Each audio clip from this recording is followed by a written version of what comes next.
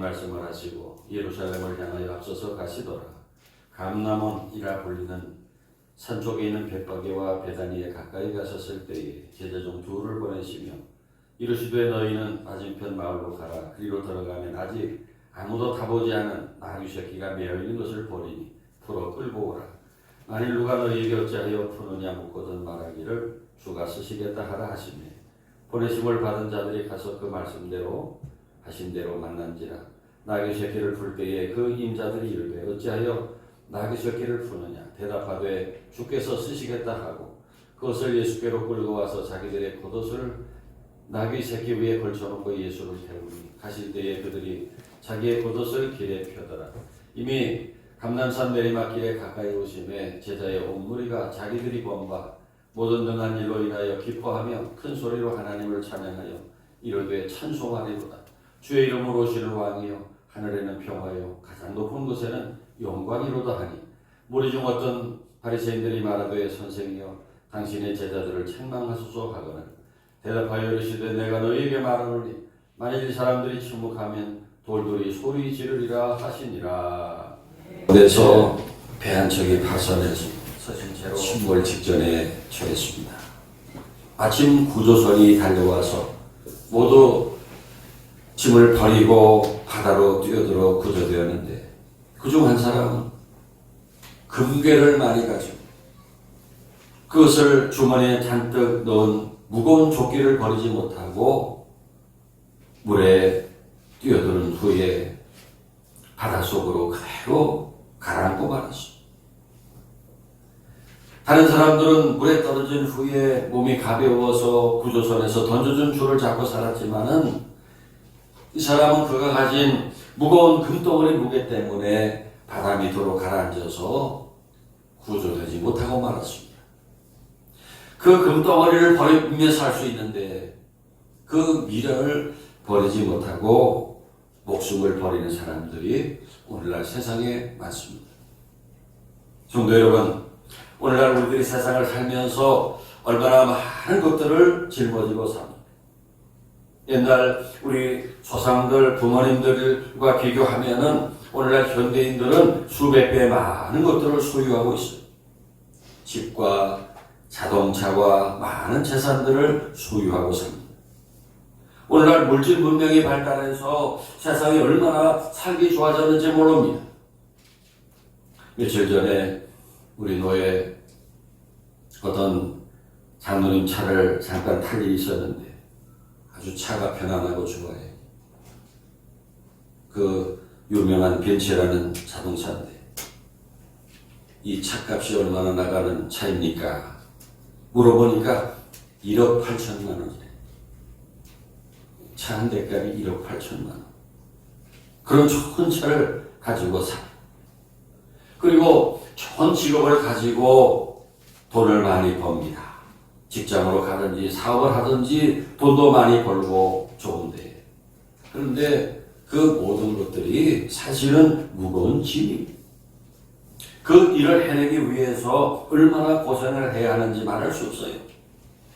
출퇴근하는 일이 얼마나 힘이 듭니까? 이 치열한 경쟁사회에서 살아남는다는 것이 얼마나 피말리는 일이.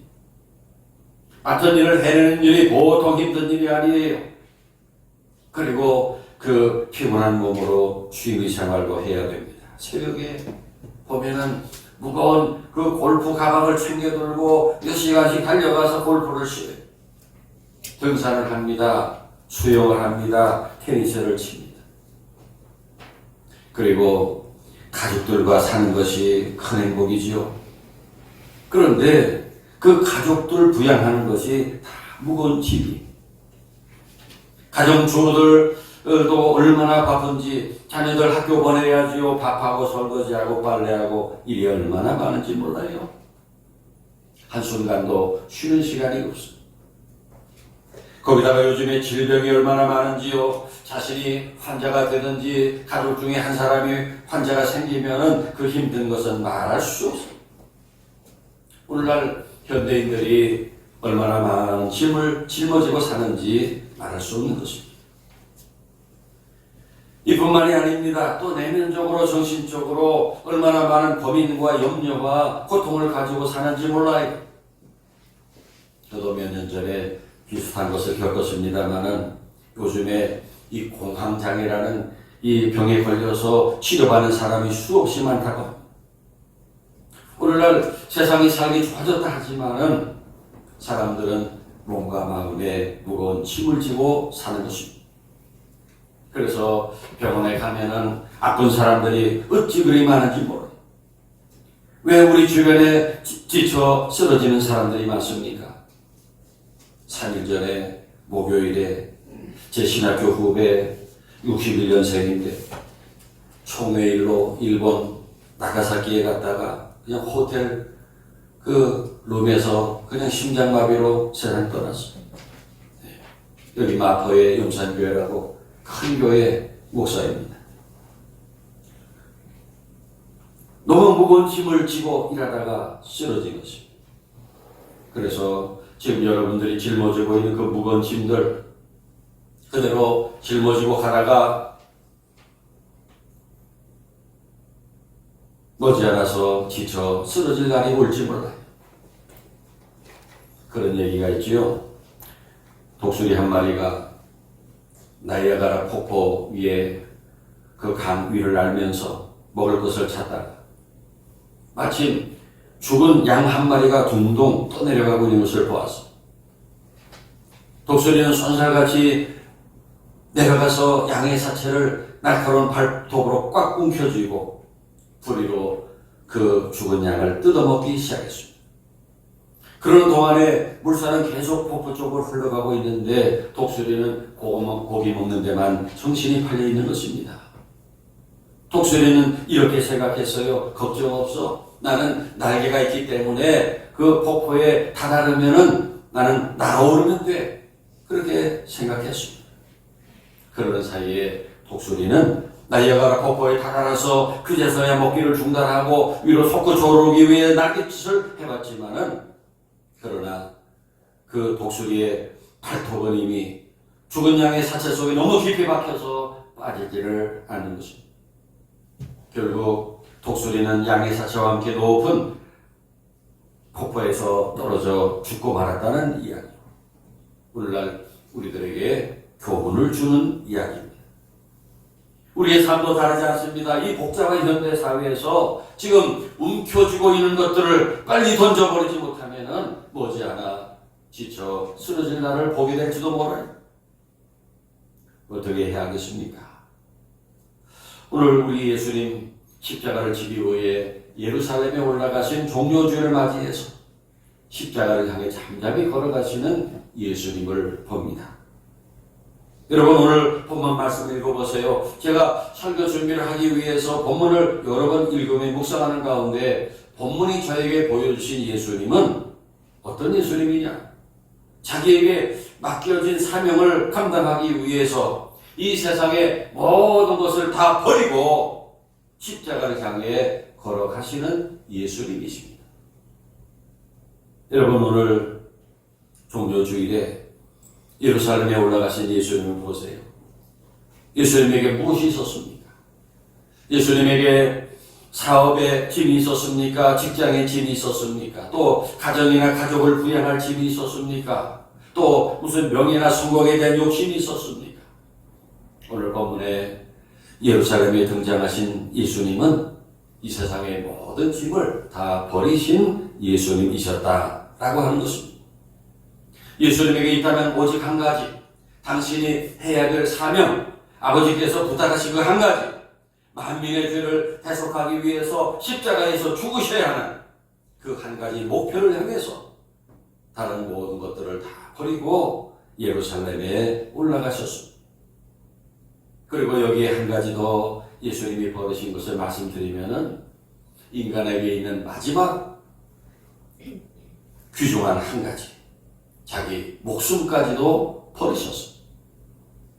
그러므로 저는 오늘 말씀을 통해서 이 세상의 모든 것, 당신이 가지신 마지막 목숨까지도 버리고 홀가분하게 예루살렘으로 십자가를 향해서 걸어가시는 예수님을 여러분에게 소개하고자 합니다.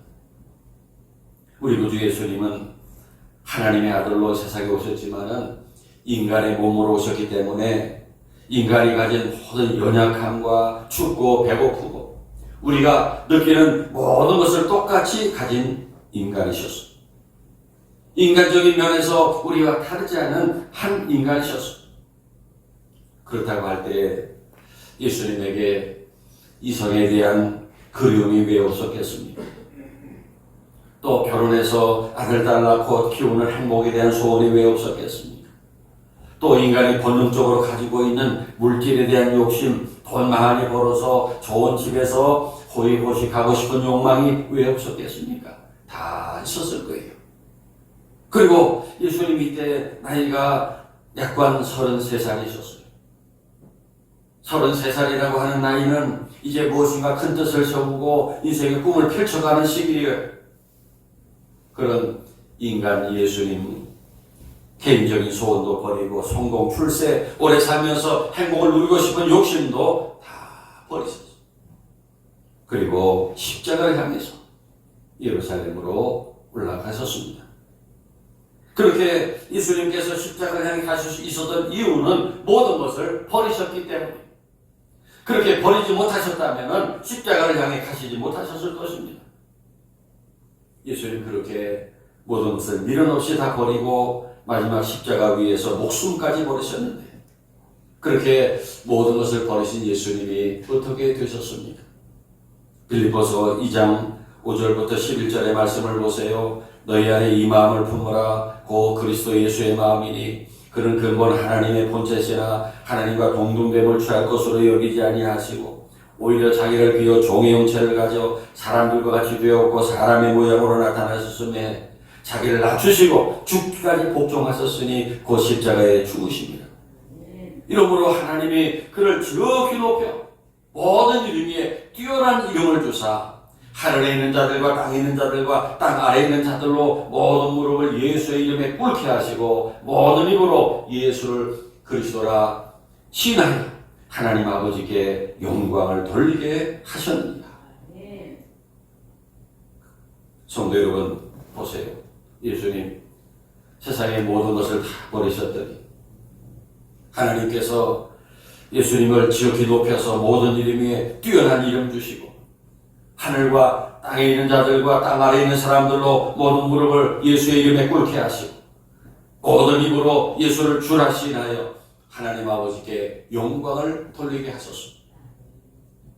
온 인류의 죄값을 대신하는 대속의 제물이 되셨고 만민의 구주가 되셨고 교회의 머리가 되셨으며 온 세상에 구원과 소망과 생명을 주시는 구주가 되셨습니다. 할렐루야.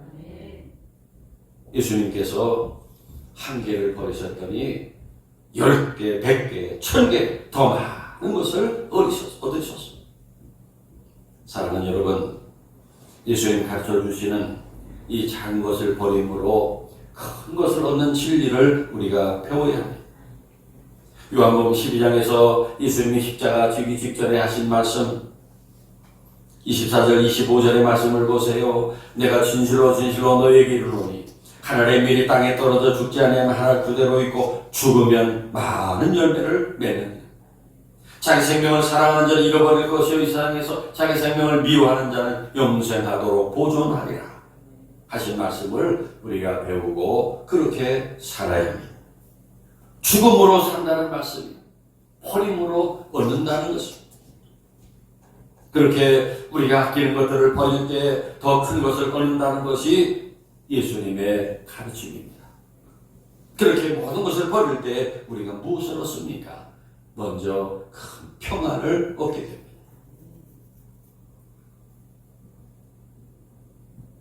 여러분, 사람들이 왜 그렇게 고민하고 괴로워하고 평안이 없을까요?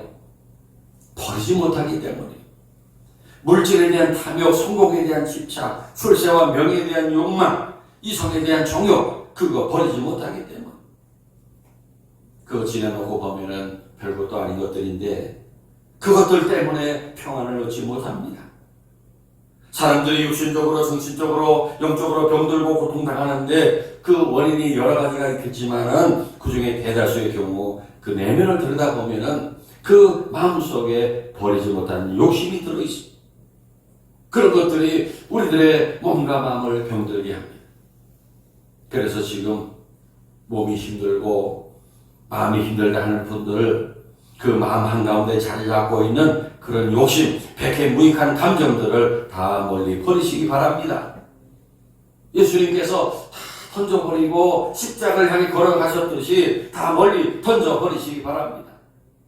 지금 버리지 못하고 붙들고 있는 그 줄을 놔버리시기 바랍니다.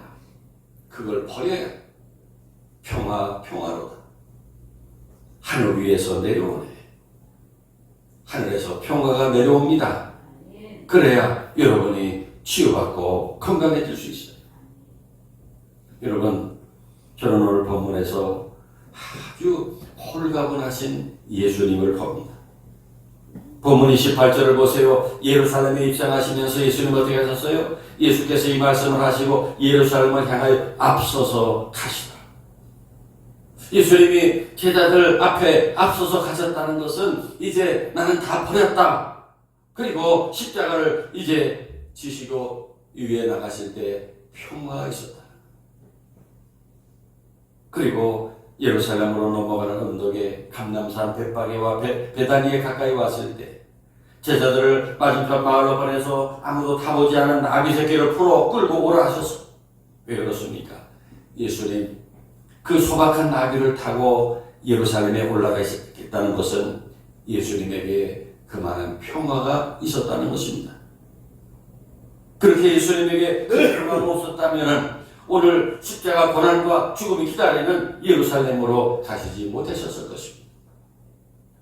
사랑하는 여러분, 오늘날 물질 만능주의와 탐욕이 가득한 세상에서 우리는 더 많은 것을 버릴 때 살 수 있습니다. 사도행전 27장에서 바울이 탄 배가 지중해 한가운데서 유라굴로라는 광풍을 만나 배가 파손당하게 됐을 때 하다 안 되니까 사공들이 배 안에 짐들을 다 바다에 던져버리고 나중에 더 다급해지니까 배 안에 모든 필요한 도구들까지 다 바다에 버리고 겨우 살아날 수 있었습니다. 풍랑 속에서는 더욱더 많은 것을 버려야 살아남을 수가 있는 것입니다. 오래전에 미국의 백화점왕이라는 별명을 가졌던 재벌 워너메이커가 젊은 시절에 정원을 장미꽃으로 아주 잘 이렇게 가꾼 한 가정을 방문하게 되었습니다. 그 집 주인은 그를 자신의 정원으로 데리고 나가서 백장미와 흑장미와 온갖 장미꽃들을 구경시켜 주었는데 그런 다음에 장미꽃들을 가차없이 꺾어버리기 시작했어요. 몇 개의 동굴은 꽃 한 송이만 남겨두고 다른 가지들을 다 쳐버리기도 했어요. 워너메이커가 당황해서 아니 왜 그 장미의 아까운 가지들을 그렇게 모조리 꺾어버립니까? 그럴 때 주인이 웃으면서 더 좋은 동굴을 만들려면 가지를 쳐내야 됩니다. 더 좋은 가지를 얻으려고 그렇게 하는 것입니다. 라고 말합니다. 아깝다고 다 그대로 둬서는 좋은 장미 가지를 얻을 수 없다는 것입니다. 그리고 예수님 한마디로 세상을 버리신 거죠. 당신께서 세상에서 얻을 수 있는 거 모든 거 다 버리시고 단 하나뿐인 목숨까지 버리신 것은 예수님의 입장에서 세상을 버리신 것입니다. 왜 예수님이 그렇게 세상을 버리신 것일까요? 그 이유는 이 세상을 버려야 하늘에 있는 영원한 나라를 얻을 수 있기 때문입니다. 믿습니까? 이것은 예수님에게 가장 쉬운 일이었을 것 같아요. 왜냐하면 예수님은 천국이 어떤 곳인지 아시니까.